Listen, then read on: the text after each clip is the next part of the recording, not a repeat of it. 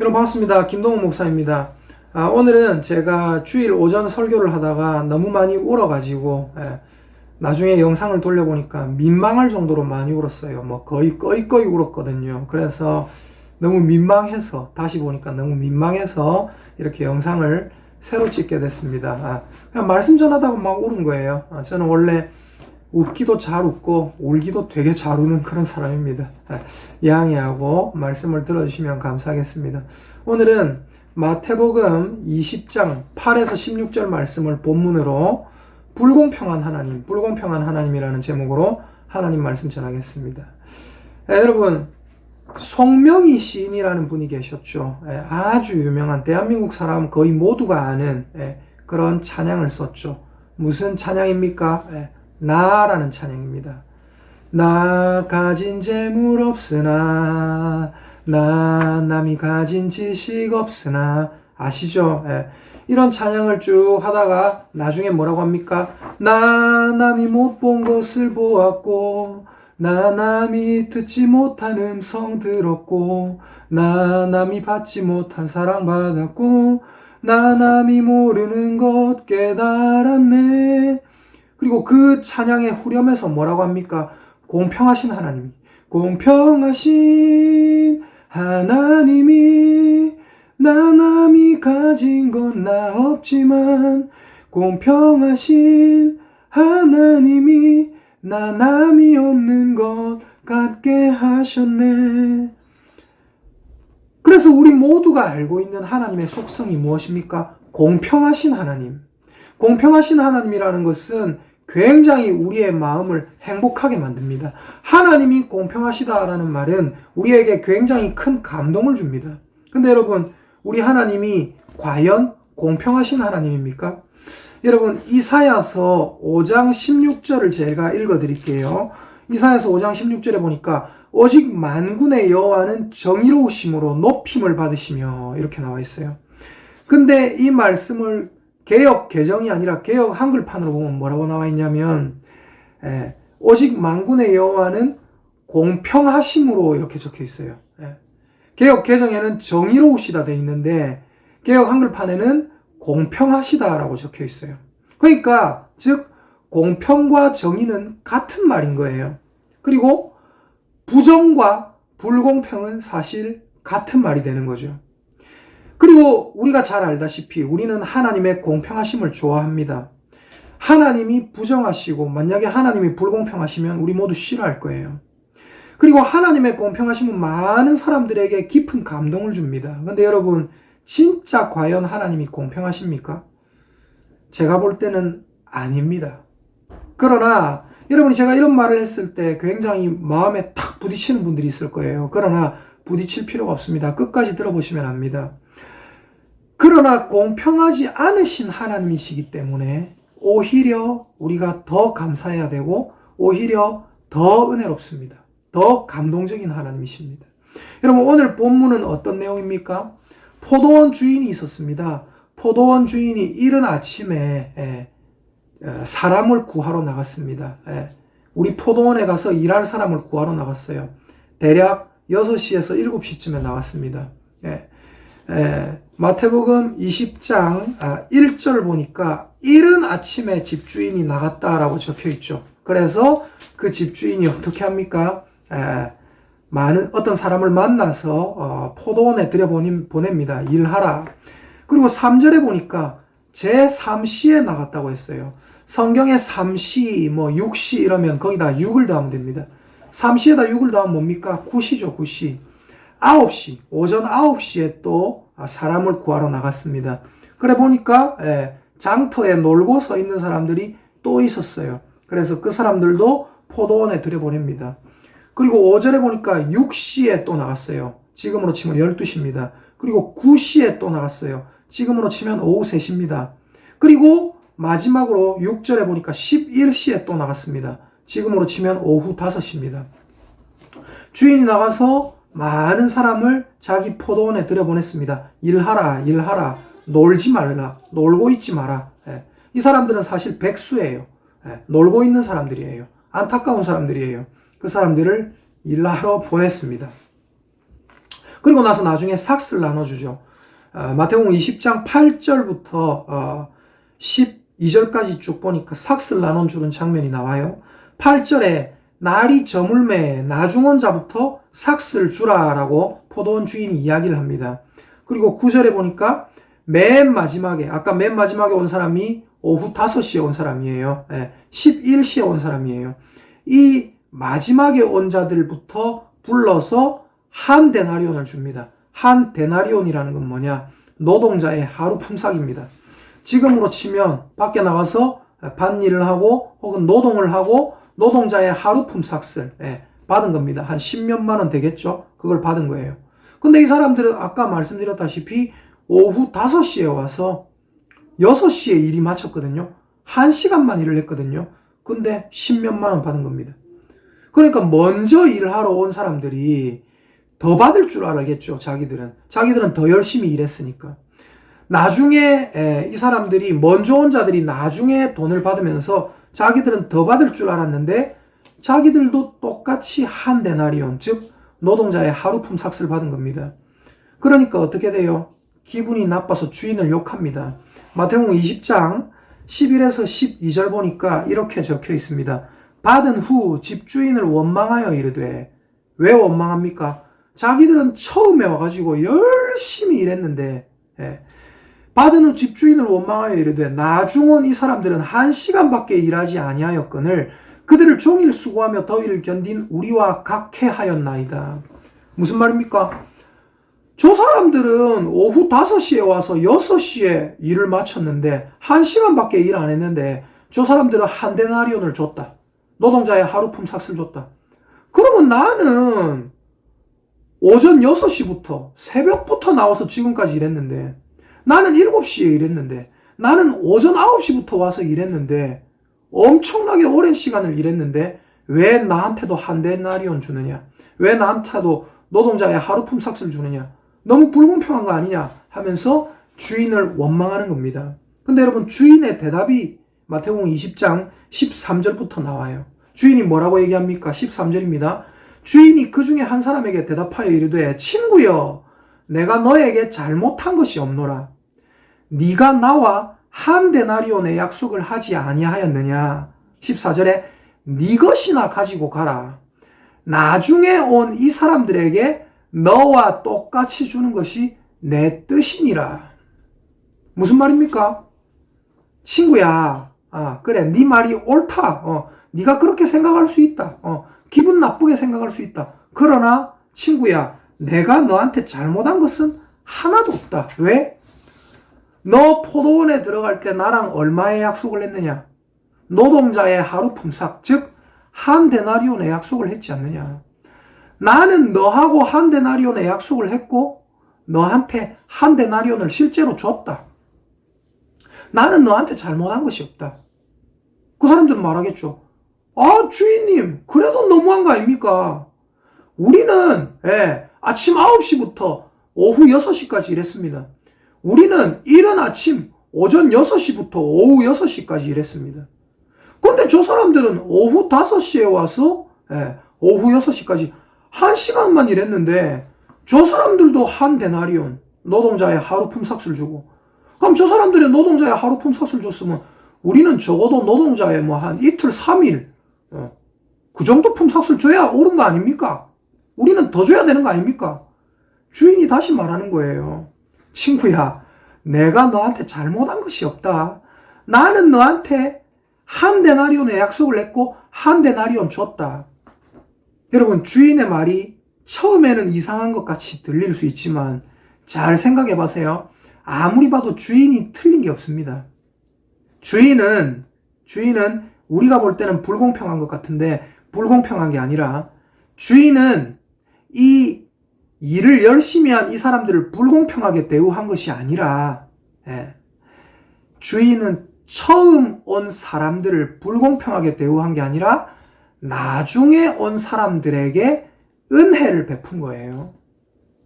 쉽게 말해서 제가 여러분에게 예를 들어서 예배 드리러 온 여러분에게 100만 원씩 줍니다. 이러면 여러분 되게 기분이 좋겠죠. 어느 날 예배를 드리다가 제가 갑자기 여러분 오늘 댁에 가실 때 여러분 저기 나가셔서 입구에서 100만 원씩 받아가시길 바랍니다. 제가 여러분에게 드리는 겁니다. 그럼 여러분 되게 기분이 좋겠죠, 그죠? 생각해 보세요. 예배 드리러 왔다가 100만 원 받아가면 얼마나 기분 좋을지. 근데 여러분, 예배 드리러 와서 그 100만 원 받아가는 것보다 하나님의 말씀 듣고 가는 것이 더 복된 것인 줄 믿으시기를 예수님의 이름으로 축복합니다. 여러분, 100만 원을 받아서 집에 가려고 하는데 모든 사람에게 100만 원씩 나눠줬는데 제가 만약에 딱 여러분 한 명에게만 5만 원을 줬다고 생각해 보세요. 그럼 어떨까요? 여러분 기분이 나쁠 거예요. 아니 목사님, 저 사람도 다 100만 원씩 받았는데 왜 나는 5만 원만 줍니까? 그러면서 저를 되게 싫어하게 될 거예요. 와, 목사님 사람 차별하더라 이러면서, 목사님 불공평하다 이러면서. 근데 여러분 여쭤볼게요. 제가 여러분을 진짜로 공평하게 대하려면 어떻게 해야 됩니까? 제가 여러분을 진짜로 공평하게 대하려면 여러분 모두에게 돈 안 줘야 됩니다. 그냥 여러분 모두에게 아무것도 안 드리는 게 가장 공평한 거잖아요. 그죠? 근데 제가 많은 분들에게 한 사람당 100만 원씩 드리겠다 하고 바로 여러분에게도 제가 어떻게 한 거예요? 5만 원을 드린 거예요. 그럼 여러분은 공돈이 생긴 겁니다. 이게 가만히 생각해 보면 기분 나쁠 수는 있지만 사람이기 때문에 가만히 생각해 보면 여러분이 5만 원 받아서 기분 나쁠 수 있지만 여러분은 사실 5만 원만큼 이득을 보신 거지 기분 나쁠 일이 전혀 아니에요. 근데 사람들은 어때요? 나한테 공돈이 생겼다는 기쁨보다는 저 사람들은 나보다 95만 원 더 많이 받았다는 그 기분 나쁨, 짜증이 더 크다는 겁니다. 그러나 여러분, 나보다 많이 받은 사람보다 나보다 적게 받은 사람이 더 많다는 걸 기억하시길 바랍니다. 여러분, 우리는 하나님께 많이 받았습니다. 옛날에 이런 글이 있었어요. 세계가 만일 100명의 마을이라면 57명의 아시아인이 있고 21명의 유럽인이 있고 14명의 서남구 주민, 8명의 아프리카인이 있을 것이고 52명은 여자, 48명은 남자일 것이고 70명은 백인이 아닐 것이고 30명만 백인일 것이다. 70명은 기독교인이 아니라 30명만 기독교인일 것이고 89명은 이성애자일 것이고 11명은 호모일 것이고 그 중에 6명이 전 세계의 59%에 달하는 부를 갖고 있을 것이다. 그리고 80명은 수준 이하의 집에 살고 있을 것이고 70명은 문맹일 것이다. 글을 모르는 사람. 그리고 그 중에 50명은 영양 부족에 시달리고 있을 것이고 1명은 죽기 일보 직전일 것이다. 반면 1명은 태어나기 일보 직전일 것이다. 단 한 명만이 대학 교육을 받았을 것이고 단 한 명만이 컴퓨터를 능수능란하게 다루고 있을 것이다. 여러분, 만약 아침에 일어났을 때 여러분이 병에 시달리지 않고 건강하다면 여러분은 이번 주를 넘기지 못하고 죽을 수백만의 사람들보다 복받은 사람들입니다. 여러분이 만약 전쟁의 위험이나 투옥살이의 외로움, 고문의 고통 또는 굶주림의 고통을 경험해보지 못했다면 여러분은 세계에 살고 있는 5억 명의 사람들보다 나은 삶을 살고 있는 겁니다. 만약 여러분이 괴롭힘이나 체포, 고문과 사망의 공포 없이 자유롭게 신앙생활을 하고 교회를 다닐 수 있다면 여러분은 세계에 존재하는 30억 명의 사람보다 더 복받은 겁니다. 만약 냉장고에 음식이 있고 옷을 입고 있고 지붕이 있는 곳, 잠을 잘 곳이 있다면 여러분은 전 세계 인구의 75%보다 부유한 사람입니다. 만약 여러분 은행에 돈이 저축이 돼 있고 지갑에 돈이 있고 여러분이 물건을 사고 그 거스름돈을 받을 수 있고 그 거스름돈을 남에게 줄 수 있는 여유가 있다면 여러분은 부자로서 재정적으로 세계의 8% 안에 드는 겁니다. 8% 안에. 여러분, 우리는 하나님께 받은 것이 굉장히 많은 사람이라 이 말입니다. 여러분, 하나님에 대해서 오해를 하는 사람들이 있어요. 이런 사람들은 어떤 오해를 하냐면 이런 오해를 해요. 만약에 하나님이 사랑의 하나님이라면, 만약에 하나님이 공평의 하나님이라면, 만약에 하나님이 정의의 하나님이라면 왜 어떤 자는 지옥으로 보내고 어떤 자는 천국으로 보내는가? 사람들이 여기 지구에 살고 있는데 왜 어떤 자는 지옥에 보내고 어떤 자는 천국에 보내는가? 모두 다 천국으로 보내주시면 안 되는가? 여러분, 왜 이런 오해를 합니까? 그 사람들은 인간이라는 존재를 중립적인 존재로 보기 때문에 그런 오해를 하는 겁니다. 여러분, 인간은 그런 존재가 아닙니다. 중립적으로 잘 살고 있는데 하나님이 야, 너는 지옥이다. 야, 너는 천국이다. 너는 못생겼으니까 지옥. 너는 너는 진짜 너무 못생겼으니까 불쌍해서 너는 천국. 너는 잘생겼으니까 천국. 너는 가난하니까 지옥. 너는 너무 부자니까 지옥. 하나님이 이렇게 사람을 차별하셔가지고 중립지대에 살고 있는 인간을 누구는 지옥 보내고 누구는 천국 보내고, 우리 하나님이 그런 하나님이 아니란 말이에요. 여러분, 인간은 원래 어떤 존재입니까? 인간은 원래 죽은 존재입니다. 인간은 원래 어떤 존재입니까? 인간은 원래 가만히 놔두면 지옥이 확정된 존재입니다. 에베소서 2장 1절에 뭐라고 했어요? 너희의 허물과 죄로 죽었던 너희를 살리셨도다. 무슨 말입니까? 우리는 죽을 뻔했는데 예수님 때문에 살아났다, 이게 아니라 우리는 죽었었단 말이에요. 우리는 이미 지옥이었단 말입니다. 근데 살리셨단 말이에요. 제가 오늘 우리 아이들 영접 기도를 시켰습니다. 우리 초등부, 유치부 아이들 영접 기도를 시켰어요. 제가 초등부, 유치부 아이들 영접 기도를 시키면서 처음 했던 기도가 무엇인지 아십니까? 초등부, 유치부 아이들에게도 이 기도를 시켰습니다. 저를 따라해라고 하면서. 뭐냐? 하나님, 저는 죄인입니다. 하나님, 저는 원래 지옥 가야 합니다. 우리 모두는 죄인이에요. 애들이라도. 우리 모두는 지옥 가야 돼요. 애들이라도. 누구도 이 지옥에서 벗어난 사람이 아무도 없었습니다. 그러나 하나님은 이 중립인 인간들 중에 누군가는 천국에 보내고 누군가는 지옥에 보내는 것이 아니라 모두 다 지옥 안에 들어있는 인간들 중에 누군가에게 은혜를 베푸셨다는 것을 우리가 기억해야 됩니다. 모두 다 지옥 불구덩이 속에 있는데 그 중에 하나님께서 누군가에게 믿음을 주시고 누군가에게 예수 그리스도를 깨닫게 하시고 내 손을 잡아라. 내 아들 예수 그리스도를 영접하라. 그리고 그들에게 믿음을 주시고 생명을 주시고 성령을 주셔서 그들을 하나님 품으로 이끌어 나가시는 겁니다. 천국까지 이끌어 가시는 겁니다. 모두 다 지옥에 있는 사람들, 공평하게 하자면 어떻게 해야 돼요? 아담과 하와의 범죄 때문에, 여러분의 그 더러운 죄악 때문에 우리 모두는 그냥 지옥에 있을 수밖에 없고, 공평하게 하자면 우리 모두가 지옥 가야 된다는 거예요. 근데 공평하게 하자면 모두가 지옥 가야 될 이 사람들을 하나님이 그 중에 일부분을, 그 중에 일부에게 불공평하게 대하셨다는 거예요. 근데 사실은 이게 불공평하게 대하신 게 아니라 뭐예요? 모두 공평하게 지옥 가야 될 사람 중에서 하나님께서 누군가에게는 특별한 은혜를 베푸셨다는 겁니다. 이거는 불공평이 아니라 특별한 은혜인 것입니다. 그래서 누가복음 13장에서 제가 뭐라고 했어요? 자격 없는 우리 인생들을 포도원에 심겨진 무화과 나무라 라고 제가 누가복음 13장 설교하면서 말씀을 드렸죠. 포도원에 심겨진 무화과 나무, 자격 없는 자가 천국에 들어있는 거예요. 자격 없는 자가 교회에 들어있는 거예요. 그리고 하나님은 그 포도원에 심겨진 무화과 나무에게 무엇을 원하십니까? 회개의 열매를 원하신다고 했죠.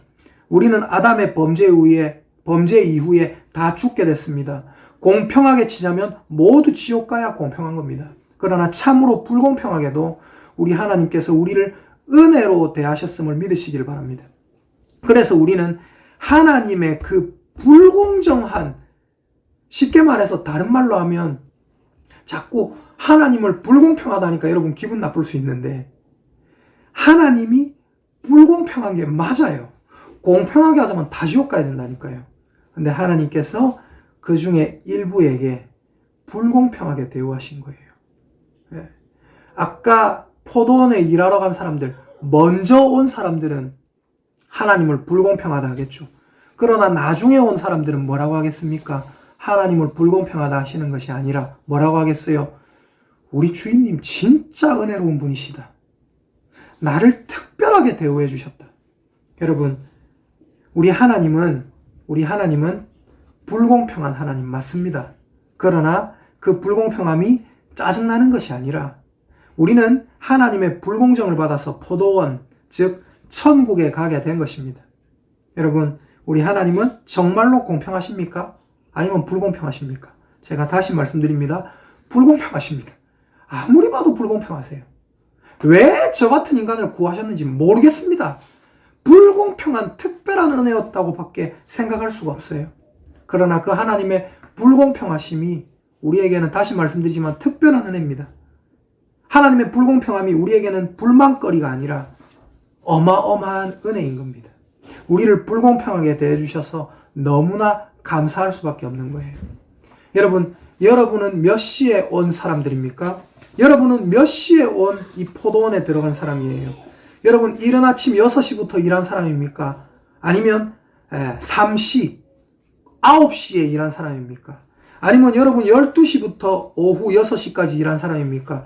아니면 여러분 오후 3시부터 6시까지 일한 사람입니까? 아니면 여러분 마지막에 주인에게 초대받아서 오후 5시부터 6시까지 1시간만 일한 사람입니까? 저는 제 자신을 아무리 돌이켜봐도 제가 어렸을 때부터 교회를 다니고 어렸을 때부터 예수님을 믿긴 했지만 아무리 돌이켜봐도 저는 막차를 탄 사람이에요.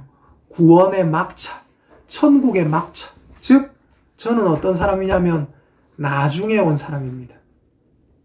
저는 11시에 온 사람. 11에다가 6을 더하면 뭐예요? 17이잖아요. 17시는 뭡니까? 오후 5시. 오후 5시에 와서 6시까지 1시간 일한 사람에 불과하다는 거예요. 여러분은 어떤 사람입니까? 여러분이 아침부터 열심히 저녁까지 일한 사람이라 생각하십니까? 그러나 여러분이 그렇게 생각하면 여러분은 하나님을 불공평한 하나님으로 대하게 될 겁니다. 그러나 여러분이 나는 나중된 자구나. 나는 진짜 별것 아닌 자구나. 나는 사실 포도원에 못 들어갈 뻔했는데, 나는 사실 천국에 못 들어갈 뻔했는데, 나는 사실 교회에 못 들어올 뻔했는데 하나님이 나를 교회에 들어오게 하시고 나를 집사로 삼으셨구나. 나를 전도사로 삼으셨구나. 나를 목사로 삼으셨구나. 나를 권사로 삼으셨구나.